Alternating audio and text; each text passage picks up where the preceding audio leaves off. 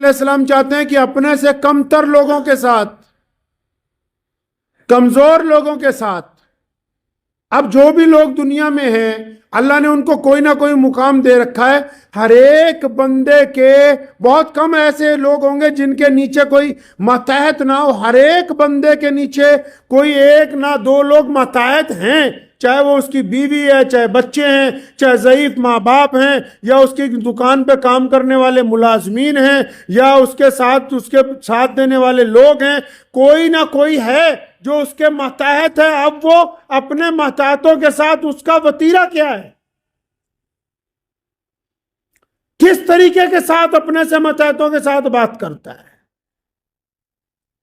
आपने अक्सर सुना होगा कि बहुत सारे बुज़दिलों ने एक बात बनाई कि इस्लाम इखलाक से फैला है, इखलाक से फैला है। अल्लाह के बंदे, इखलाक को मुकम्मल करने का जो मियार नबी अलैहिस्सलातु वस्सलाम ने दिया, जब तक उस मियार पर नहीं पहुंचते तो इखलाक कैसे आएगा।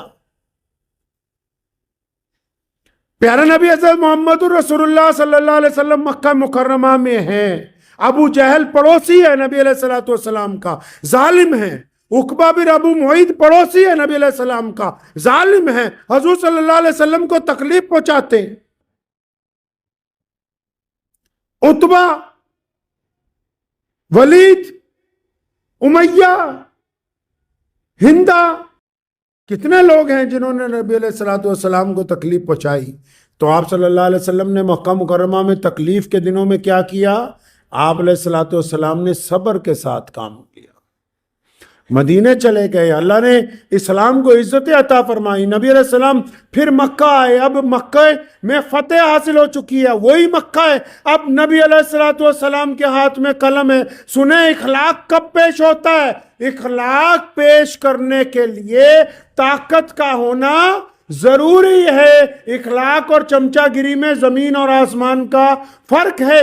अब जब नबी अलैहिस्सलातु वस्सलाम बैतुल्लाह में आए तो नबी अलैहिस्सलातु वस्सलाम बतौर हाकिम बैतुल्लाह में तशरीफ रखते हैं, बतौर अमीर उस इलाके के नबी अलैहिस्सलातु वस्सलाम। पूरी कायनात में रसूलुल्लाह सल्लल्लाहु अलैहि वसल्लम को जो खत्म नबूवत का ताज पहना के भेजा गया, अब जो रसूलुल्लाह सल्लल्लाहु अलैहि वसल्लम जब मक्के में दाखिल हुए तो फातेह बन के हुए। अब जो रसूलुल्लाह के हाथ में कलम है फतेह मक्का के बाद, उस कलम में अल्लाह ने ये ताकत रखी है कि सामने जो मुल्जिम पेश होते हैं उनको सजा भी दी जा सकती है और उनको माफ भी किया जा सकता है। मतलब इखलाक के लिए ताकत का होना जरूरी है। तो इसका मतलब इखलाक जो है वो अपने से बड़ों के साथ नहीं दिखाया जाता।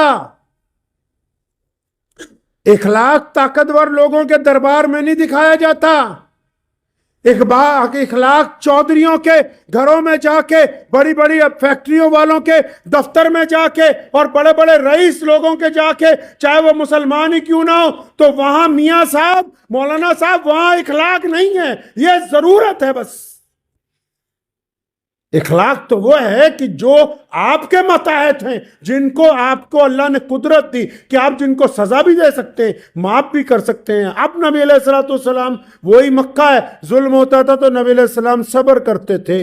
अब वही मक्का है, जालिम पेश किए जा रहे हैं तो नबी अलैहिस्सलाम माफ कर रहे हैं। तो माफ करने के लिए क्या होना जरूरी है जी? माफ करने के लिए सजा देने का इख्तियार होना जरूरी है। तो पता ये लगा कि जो कमजोर होते हैं आपसे, उनको माफ करना अल्लाह के नजदीक अच्छा अमल है। अपने से कमतर से इज्जत से बोलना अल्लाह के नजदीक अच्छा अमल है। बड़े बड़े चौधरियों के पास, बड़े बड़े पुलिस अफसरान के पास लोग जाके चमचागिरी करते हैं, ये इखलाक का मियार नहीं है। जब जो तुम्हारे दफ्तर में आया, जो तुम्हारे पास पहुंचा, जिसने तुम्हारी तरफ मदद के लिए हाथ बढ़ाया, जो तुमसे कमतर है, जो तुमसे कमजोर है, जो तुम्हारी तरफ उम्मीद की नजरों से देखता है, उसके सामने हकारत से बात करते हो, उससे बदतमीजी से बात करते हो। अल्लाह तबारक व तआला यहां चाहते हैं कि हाँ, अब ये मैंने अपने बंदे को जिस जगह कुदरत दी है, यहां ये इखलाक का मुजाहरा करता है कि नहीं करता है। तो नबी अलैहिस्सलाम ने हज़रत अबू ज़र गफ़ारी रज़ियल्लाहु अन्हु से फरमाया कि मिस्कीनों के साथ मोहब्बत करनी है। क्या करनी है जी? मोहब्बत।